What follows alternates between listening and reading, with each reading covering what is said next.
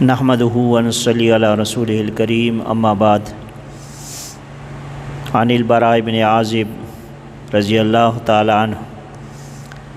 قال كنا مع رسول اللہ صلی اللہ علیہ وسلم 14 مئة یوم الحدیبیۃ والحدیبیۃ بیر فنزحناها فلم نترک فیها قطرة فبلغ النبی صلی اللہ علیہ وسلم فأتاها فجلس على شفیرها ثم دعا بإناء من ماء فتوضأ ثم مضمض ودعا ثم صبه فيها ثم قال دعوها ساعة فأرووا أنفسهم وركابهم حتى ارتحلوا رواه البخاری۔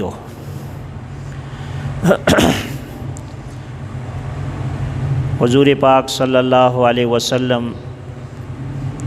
کے معجزات میں سے گزشتہ درس میں ایک معجزہ بیان کیا گیا تھا۔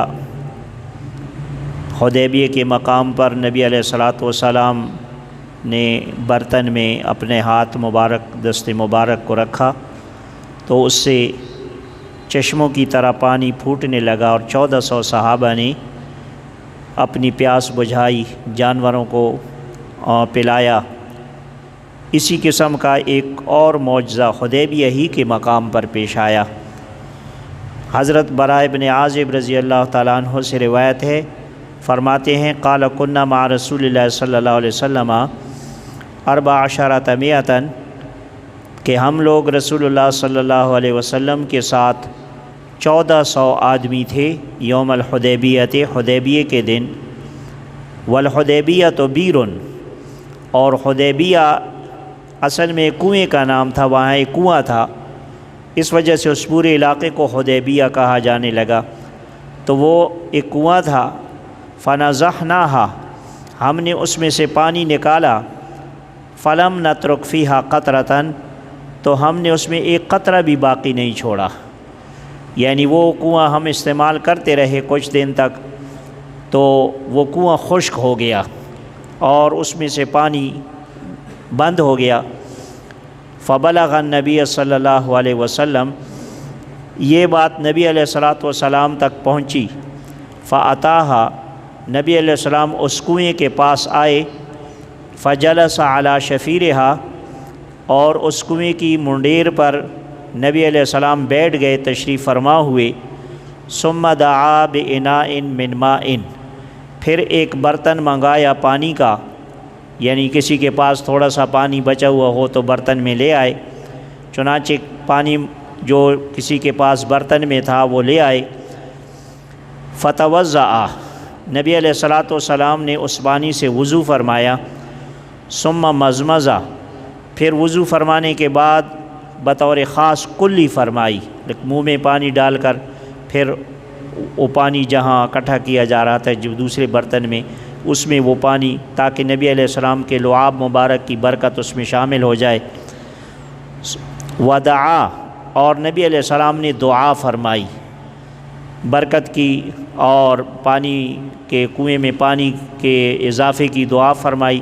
جو بھی دعا فرمائی ہوگی، لیکن نبی علیہ السلام نے اس موقع پر کچھ دعائیہ کلمات کہے۔ ثم صبہ فیہا پھر وہ پانی جس سے نبی علیہ السلام نے وضو کیا تھا اور مزمزہ کر کے پانی اس میں ڈالا تھا، دعا کی تھی، وہ والا پانی کنویں میں ڈال دیا۔ ثم قال دعوها ساعة پھر نبی علیہ السلام نے صحابہ سے کہا کہ اس کنویں کو کچھ دیر کے لیے چھوڑ دو، یعنی ابھی فی الحال پانی اس سے مت نکالو۔ جب کچھ وقت گزر گیا تو اس کے بعد پھر کہا کہ اب پانی نکالو، تو اتنے میں وہ کنواں بھر چکا تھا۔ چنانچہ یہ صحابی فرماتے ہیں کہ پھر اس کنویں میں اتنا پانی ہوا کہ فأرووا أنفسهم وہ جتنے حاضرین تھے 1400 صحابہ تھے وہ سب بھی انہوں نے سیر ہو کر پانی پیا، ورکابہم اور ان کی جو سواریاں تھیں جیسے کسی کے پاس اونٹ یا گھوڑے وغیرہ تھے تو ان کو بھی پانی پلاتے رہے۔ حتی ارتحلوا اور یہ پانی استعمال کرتے رہے جب تک کہ وہ وہاں سے کوچ نہیں کر گئے، یعنی چند دن وہاں قیام تھا، تو جب تک وہاں قیام کرتے رہے اب اس کنویں سے وہ پانی استعمال کرتے رہے، پھر وہ کنواں خشک نہیں ہوا۔ تو یہ بھی نبی علیہ الصلوۃ والسلام کا ایک معجزہ تھا کہ کنواں خشک ہو چکا تھا، اس میں سے پانی ختم ہو گیا تھا، لیکن نبی علیہ الصلوۃ والسلام نے جب وضو کر کے وہ پانی اس میں ڈالا تو اس کی برکت سے اللہ تبارک و تعالیٰ نے اس کنویں کو بھر دیا۔ تو یہ بہت ایک عظیم معجزہ تھا جو نبی علیہ الصلوۃ والسلام کے دست مبارک سے ظاہر ہوا۔ اس طرح نبی علیہ الصلوۃ والسلام کی زندگی میں کئی معجزات صحابہ نے اپنی آنکھوں سے دیکھے، تو صحابہ کرام کو یہ سعادت نصیب ہوئی کہ وہ نبی علیہ الصلوۃ والسلام کے ان معجزات کو دیکھتے تھے اور ان کے ایمان میں اور اضافہ ہوتا جاتا تھا۔ ویسے بھی ان کو نبی علیہ الصلوۃ والسلام کی نبوت پر اور نبی علیہ السلام کی حقانیت اور صداقت پر کامل یقین تھا، لیکن جب یہ معجزات دیکھتے تھے تو ان کے اور دل خوش ہو جاتے تھے نبی علیہ السلام کے معجزات کو دیکھ۔ اور ہم اور آپ جب بعد والے جو لوگ ہیں جنہوں نے نبی علیہ السلام کو دیکھا نہیں ہے، لیکن نبی علیہ السلام کی احادیث جب ہم سنتے ہیں اور نبی علیہ الصلوۃ والسلام کے وہ معجزات جب ہم سنتے ہیں تو ہمارے ایمانوں میں بھی تر و تازگی آ جاتی ہے، اور اس اعتبار سے ہمارے لیے یہ الگ ایک سعادت کی بات ہے کہ ہم بن دیکھے ان باتوں پر یقین کر رہے ہیں۔ تو یقیناً صحابہ کو اپنی ایک سعادت ملی تھی کہ وہ اپنی آنکھوں سے وہ دیکھ رہے تھے، خوش نصیب تھے وہ، لیکن ہمارے لیے یہ خوش نصیبی ہے کہ اللہ پاک نے ہمیں ایمان کی توفیق دی ہوئی ہے کہ بغیر دیکھے جب ہم سنتے ہیں کہ حدیث میں یہ بات آ گئی ہے تو ہمارا یقین ہو جاتا ہے، تو یقیناً اس سے ہمارے ایمان میں اضافہ ہوتا ہے۔ تو نبی علیہ الصلوۃ والسلام کے تمام معجزات ایک سے بڑھ کر ایک تھے، اور یہ سب جیسا کہ پہلے بتایا گیا تھا کہ معجزہ اصل میں پیغمبر کی نبوت کی صداقت کی نشانی ہوتی ہے، اسی لیے تمام انبیاء علیہ الصلوۃ والسلام کو اللہ تبارک و تعالیٰ نے معجزات عطا فرمائے، اور یہ معجزہ جو ہوتا ہے یہ اللہ کے اختیار سے ہوتا ہے، پیغمبر کے اختیار میں نہیں ہوتا۔ قرآن پاک میں اس کا کئی مقامات پر ذکر ہے کہ سابقہ انبیاء علیہ الصلوۃ والسلام کی امتیں جو کافر لوگ تھے، بلکہ خود نبی علیہ السلام سے بھی بعض کفار منہ مانگے معجزے طلب کرتے تھے،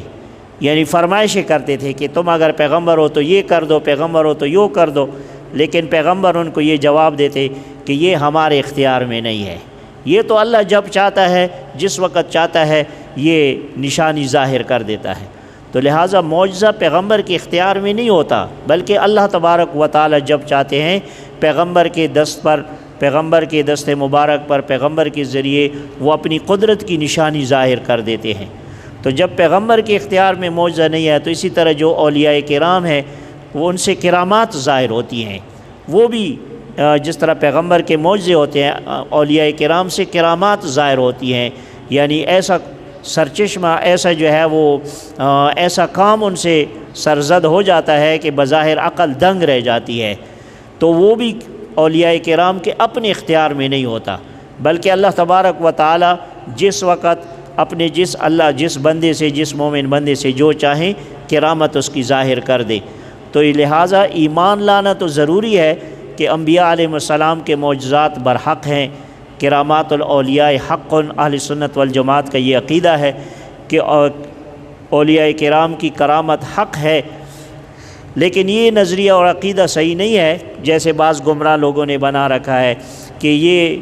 انبیاء علیہ السلام کو یا اولیاء کرام کو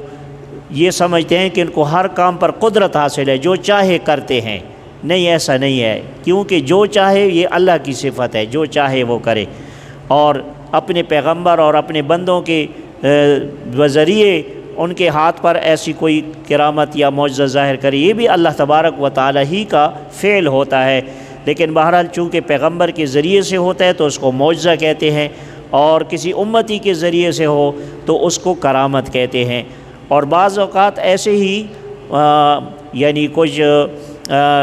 ایسے جو عقل دنگ رہ جاتی ہے، ایسے ہی کوئی کام غیر مسلموں سے بھی سرزد ہو جاتے ہیں، لیکن غیر مسلموں سے اگر جیسے ہندوؤں کے جوگی ہوتے ہیں، عجیب و غریب قسم کے افعال کرتے ہیں، تو وہ کوئی کرامت نہیں ہوتی، بلکہ وہ اللہ کی طرف سے ایک چھوٹ ہوتی ہے جسے استدراج کہتے ہیں۔ تو وہ اصل میں اللہ پاک وہ بھی اللہ کا فعل ہوتا ہے، لیکن بطور ان کو چھوٹ، جیسے کسی مجرم کو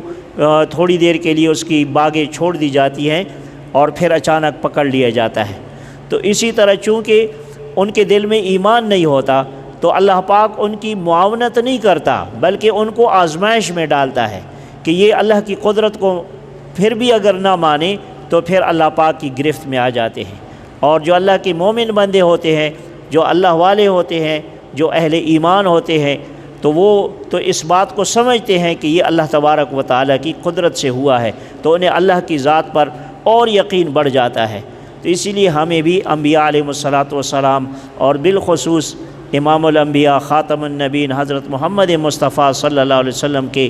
جتنے بھی معجزات ہیں، الحمدللہ ہر مسلمان ان کو برحق سمجھتا ہے، اور اس میں کسی قسم کی کوئی یعنی ایسی بات نہیں ہے کہ انسان انکار کرے عقلی طور پر کہ یہ کیسے ہو سکتا ہے، کیونکہ یہ خالص اللہ کی قدرت سے ہوتا ہے، بظاہر اس کے اسباب نہیں ہوتے۔ لہٰذا اللہ کی قدرت پر جسے ایمان ہوگا تو ان معجزات پر بھی اسے ایمان ہوگا۔ اللہ پاک ہمیں اور زیادہ نبی علیہ الصلاۃ والسلام کی عظمت اور شان ہمارے دلوں میں بیٹھائے رکھے اور صحیح حق پر قائم رکھے کہ ایسے عظیم و شان پیغمبر کا امتی اللہ تبارک و تعالی نے ہمیں بنایا ہے۔ اللہ تعالیٰ آخرت میں بھی ہمیں نبی پاک صلی اللہ علیہ وسلم کی شفاعت کاملہ نصیب فرمائے۔ وصلی اللہ تعالی علی خیر خلقہ محمد و آلہ و اصحابہ اجمعین۔